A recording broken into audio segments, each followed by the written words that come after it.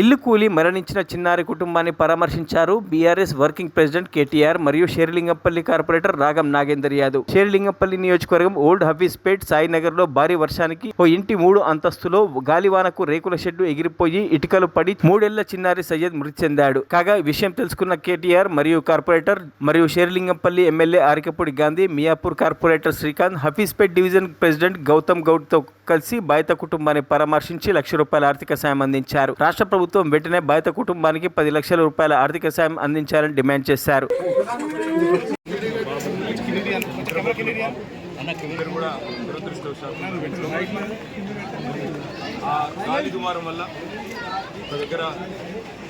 పైన ఉన్న parapet wall ఏదైతే పైన కట్టిన కాంపౌండ్ వాల్ ఉందో అది విరిగి పడిపోవడం, ఇక్కడేమో పైన రాళ్ళు వారు పడుకున్న ఇంట్లో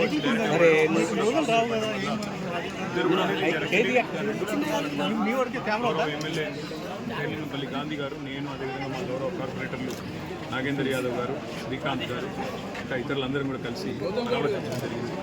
మరి గౌతమ్ గారు అందరితో కలిసి ఆ కుటుంబాలకు రక్షణ సాయం కింద మా పార్టీ తరఫున ₹1,00,000 వారికి సాయం కూడా చేయడం జరిగింది.